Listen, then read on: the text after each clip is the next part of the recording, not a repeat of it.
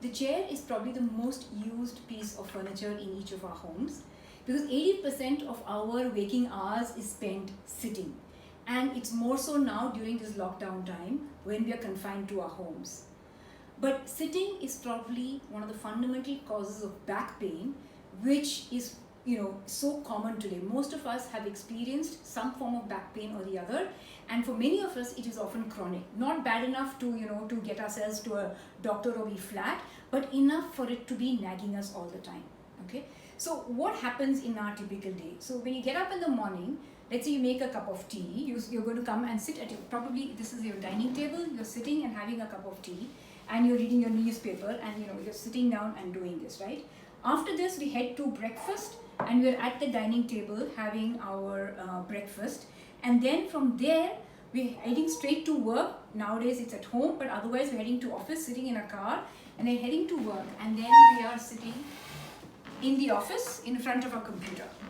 Now, however erect we try and sit, which is, let's say, sitting up straight, shoulders back, for some of us we use a back cushion.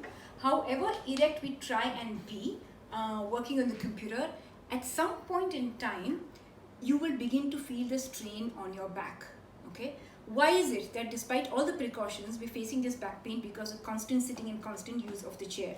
That's because, just want to demo you, when you're sitting, what's happening here is all your you're shortening your muscles. So these are known as, so I'm just going to stand and demo for you. These are what are known as the hip flexors, or the the psoas muscles. This is your hip joint. Behind are your hamstring muscles, and these are your glutes. Now what happens to all of these when you're sitting down is they are constantly shortened, okay, which means they are contracted. At certain tension points, which is at the hip joint or the fascia region here, they start pulling. And when we experience back pain, very often physiotherapists will call it their referred pain area.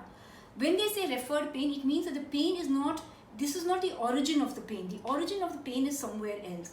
And usually it's coming because of constant sitting like this, okay? And that tightness of the hip joint, the hip, the hamstring, all of which goes to put a pressure on our back, and we end up getting back pain. Okay, these joints also end up becoming very, very stiff. So what's the solution? The solution is that you need to spend at least 10 minutes a day sitting on the ground. Okay, now what happens when we sit on the ground? So let's say sitting on the ground, just the act of from a standing position or a vertical position to going and sitting down on the floor, it's just going to give you the movement of the hip joints allows you greater flexibility. It also, this way of sitting also will stretch these knee muscles, which is very, very important to keep the knee and this knee joint area supple. When you're sitting down, it's far harder to slouch when compared to a chair, right? Sitting in a chair, you tend to rest your elbows on the table, or then the shoulders go up and the body is in a very, very bad position or posture, which doesn't happen when you're sitting down, right? One of the greatest advantages of sitting on the floor is that this gives you tremendous stability to the body. You're actually stretching what these are called the adductor muscles. You're stretching these adductor muscles. You're stretching the knee joint area. You're stretching the hip joint area. You are stretching even your, this whole iliotibial band.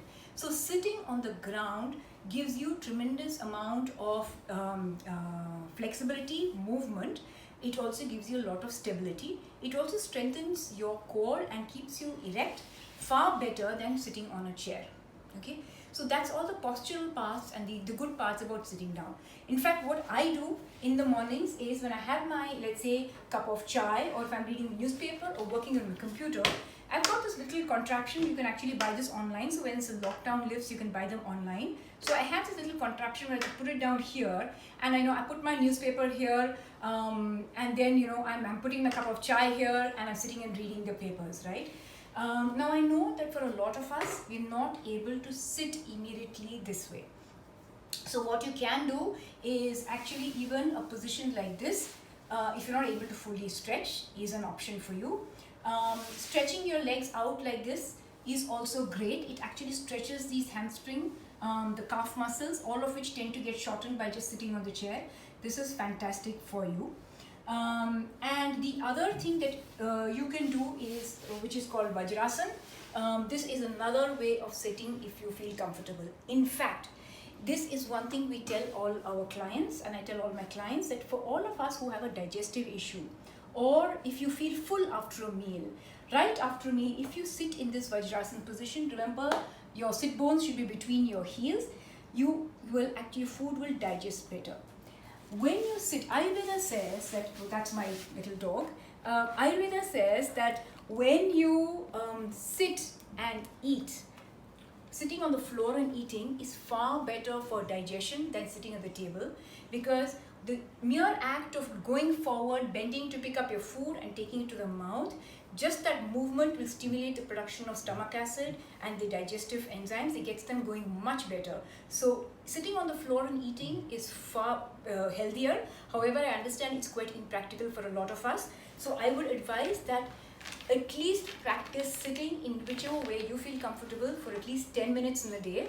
And if you can make it twice a day, it's even greater. And you just watch how you will find that your entire waist below, this whole area improves in terms of flexibility and stability.